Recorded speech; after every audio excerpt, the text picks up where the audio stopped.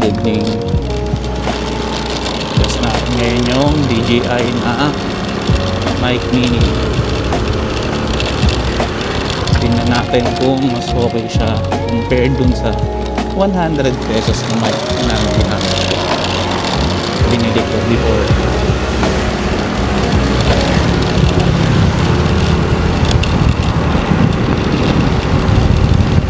Nag-eksperimento ako sa mic.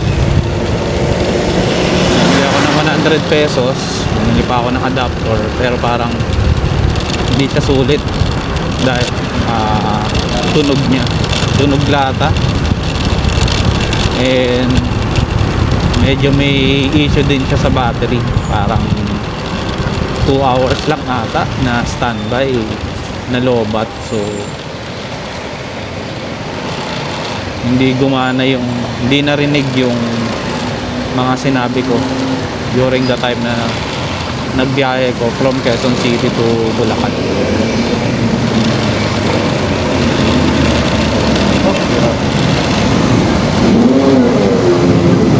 Bakit ang traffic? Traffic. Ay nako, baka talaga muson. Alas 10 na, traffic pa din. Grabe.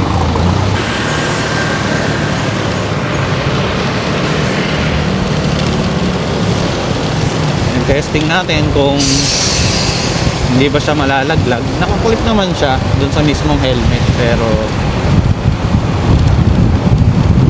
medyo nakakatakot kasi malaglagan ng ganitong gadget. Although yung nabili ko to, medyo mas mura siya compared dun sa ibang mic.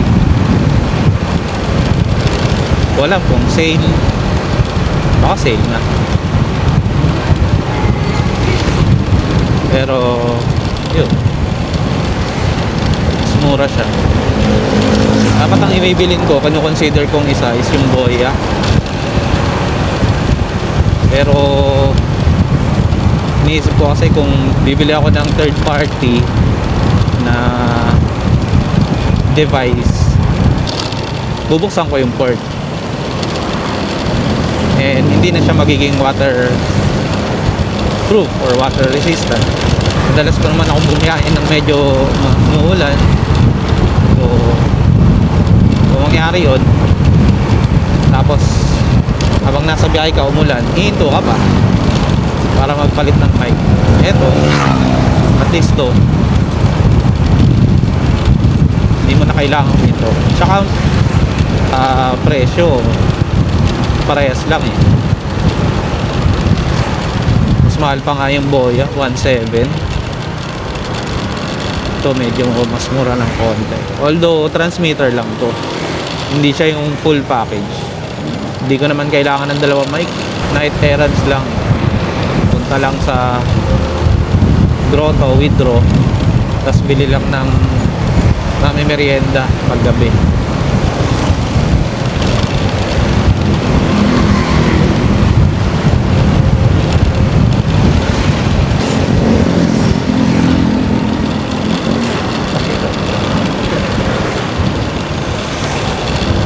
Meron din akong isang i-test. Actually, nagamit ko na siya. Gear-Elect na intercom. Maganda naman siya. Para sa casual user lang, okay naman siya. Nadidinig mo yung sounds, nadidinig mo yung kausap mo. Although yung Gear-Elect na nabili ko, dalawahan lang, hindi siya ginagamit sa, or by pair lang siya. Parang maximum of 2 na intercom, tapos 50 meters lang, pang OBR lang. Pang OBR lang siya, pero pwede na. Hindi naman ako sumasali sa group ride. Yan, no, isang kasama lagi, and dalawa lang kami lagi. Minsan pag may sumamang tropang iba, and hindi rin sila nag-i-intercom, so pwede na to. Pwede na yung Gear-Elect na DK02 na tayong pangalan niya. Hindi ko rin masyadong tanda eh. Kasi isang beses ko pala siya nagamit.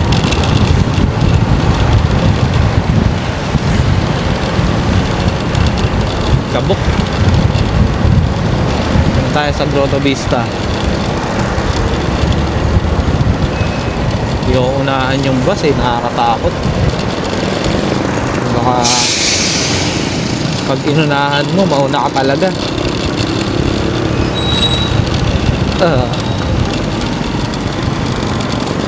Withdraw lang, tapos alis na.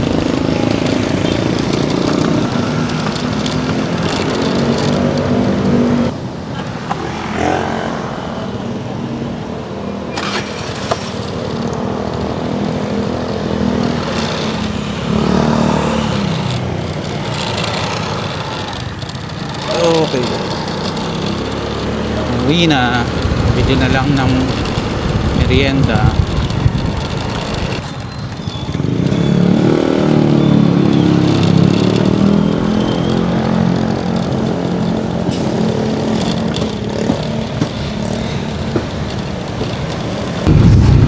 Ito, bilis-bilis lang konti, mga 60. Mabilis na sa akin yung 60. Tingnan natin kung okay pa ba. Hanap tayo ng merienda. Kwek.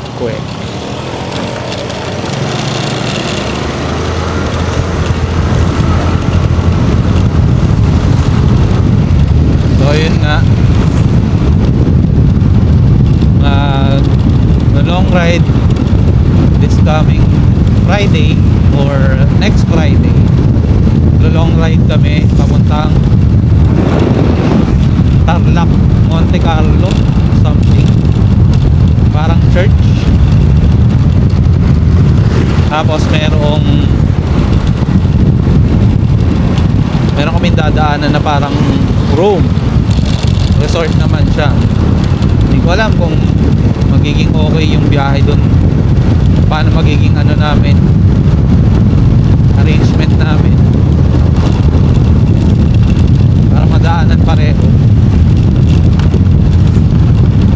First is dapat matuloy, hoping na matuloy, kasi parang 3 weeks na kaming nagka-cancel. Doon ko dapat masusubukan yung 100 pesos na mic, pero yun nga, hindi siya ganun ka-effective, hindi siya ganun kaganda. So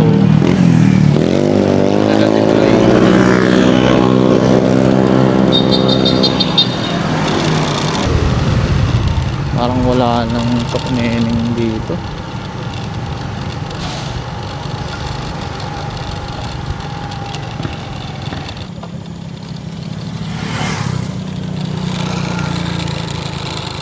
Tayo sa Mason.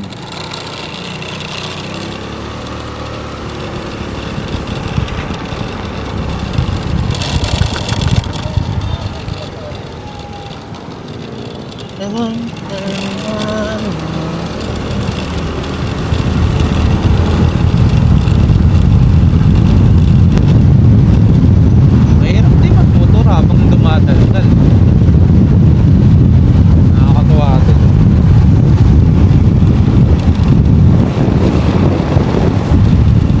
Hassle yung DPI, ayaw pumindot. So kahit malayo yung pinuntahan, may fee pa din. So sayang lang yung wala na din.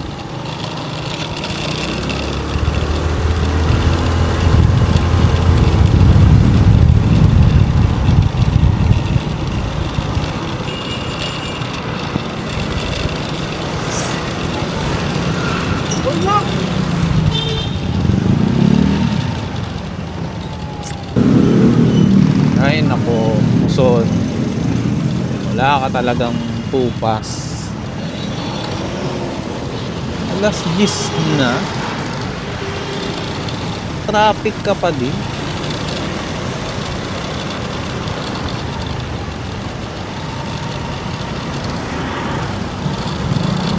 Sana may bukas pa rito tok neneng. Wala, pabalik.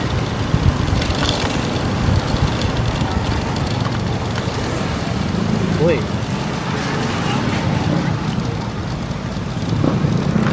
Bukas pa. Yun.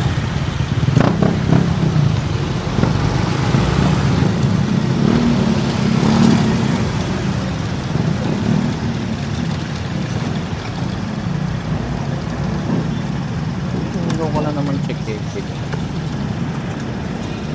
Tatlo na ito, ano boss? Tatlo? Init po. Oo.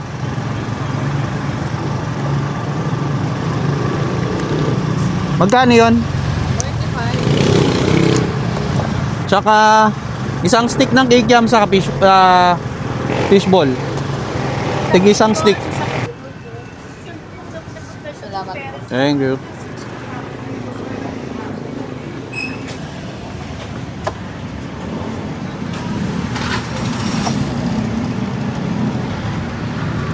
Ano pa matras?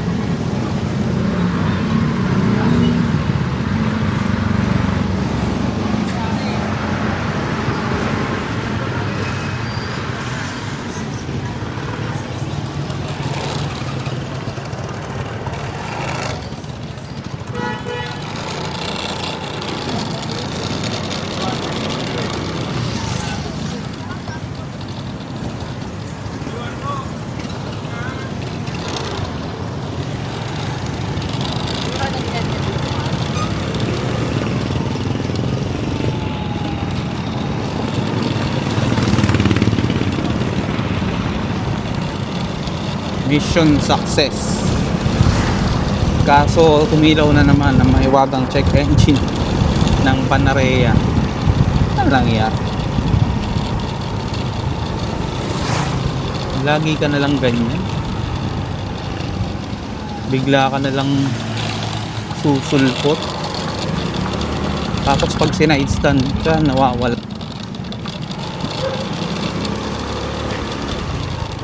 Okay.